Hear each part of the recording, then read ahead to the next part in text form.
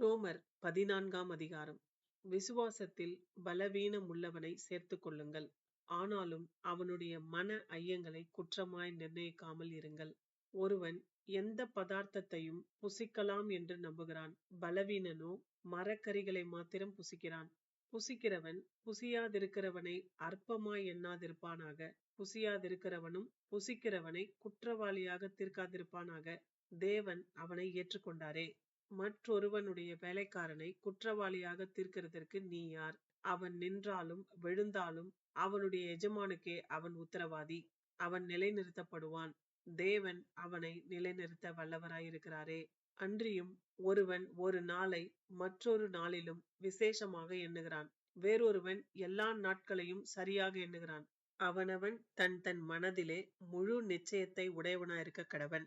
நாட்களை விசேஷித்துக் கொள்ளுகிறவன் கர்த்தருக்கென்று விசேஷித்துக் கொள்ளுகிறான். நாட்களை விசேஷித்துக் கொள்ளாதவனும் கர்த்தருக்கென்று விசேஷித்துக் கொள்ளாதிருக்கிறான். புசிக்கிறவன் தேவனுக்கு ஸ்தோத்திரம் செலுத்துகிறபடியால் கர்த்தருக்கென்று புசிக்கிறான். புசியாதிருக்கிறவனும் கர்த்தருக்கென்று புசியாதிருந்து தேவனுக்கு ஸ்தோத்திரம் செலுத்துகிறான். நம்மில் ஒருவனும் தனக்கென்று பிழைக்கிறதும் இல்லை, ஒருவனும் தனக்கென்று மரிக்கிறதும் இல்லை. நாம் பிழைத்தாலும் கர்த்தருக்கென்று பிழைக்கிறோம், நாம் மரித்தாலும் கர்த்தருக்கென்று மரிக்கிறோம். ஆகையால் பிழைத்தாலும் மரித்தாலும் நாம் கர்த்தருடையவர்களாய் இருக்கிறோம். கிறிஸ்துவும் மரித்தோர் மேலும் ஜீவனுள்ளோர் மேலும் ஆண்டவராய் இருக்கும் பொருட்டு மரித்தும் எழுந்தும் பிழைத்தும் இருக்கிறார்.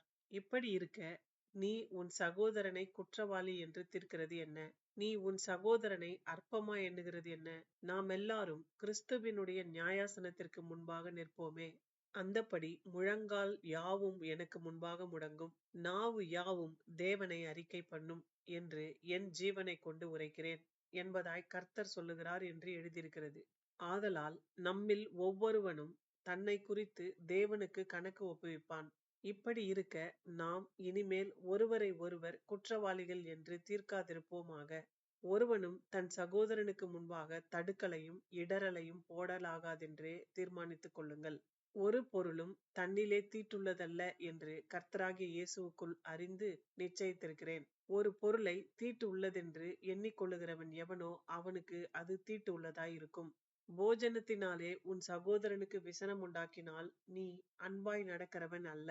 அவனை உன் போஜனத்தினாலே கெடுக்காதே. கிறிஸ்து அவனுக்காக மரித்தாரே. உங்கள் நன்மை தூஷிக்கப்பட இடம் கொடாதிருங்கள். தேவனுடைய ராஜ்யம் புசிப்பும் குடிப்பும் அல்ல, அது நீதியும் சமாதானமும் பரிசுத்த ஆவியினால் உண்டாகும் சந்தோஷமுமாய் இருக்கிறது. இவைகளிலே கிறிஸ்துவுக்கு ஊழியம் செய்கிறவன் தேவனுக்கு பிரியனும் மனுஷரால் அங்கீகரிக்கப்பட்டவனுமாய் இருக்கிறான். ஆனபடியால் சமாதானத்துக்கடுத்தவைகளையும் அந்யோன்ய பக்தி விருத்தி உண்டாக்கத்தக்கவைகளையும் நாடக்கடவோம். போஜனத்தின் நிமித்தம் தேவனுடைய கிரியையை அழித்து போடாதே. எந்த பதார்த்தமும் சுத்தமுள்ளதுதான், ஆனாலும் இடரல் உண்டாக புசிக்கிறவனுக்கு அது தீமையாயிருக்கும். மாம்சம் புசிக்கிறதும் மதுபானம் பண்ணுகிறதும் மற்றெதையாகிலும் செய்கிறதும் உன் சகோதரன் இடறுகிறதற்காவது தவறுகிறதற்காவது பலவீனப்படுகிறதற்காவது ஏதுவாயிருந்தால் அவைகளில் ஒன்றையும் செய்யாமல் இருப்பதே நன்மையாயிருக்கும். உனக்கு விசுவாசம் இருந்தால் அது தேவனுக்கு முன்பாக உன் மட்டும் இருக்கட்டும். நல்லதென்று நிச்சயித்த காரியத்தில் தன்னை குற்றவாளியாக்காதவன் பாக்கியவான். ஒருவன் சமுசயப்படுகிறவனாய் புசித்தால் அவன் விசுவாசம் இல்லாமல் புசிக்கிறபடியால் ஆக்கினைக்குள்ளாக தீர்க்கப்படுகிறான். விசுவாசத்தினாலே வராத யாவும் பாவமே.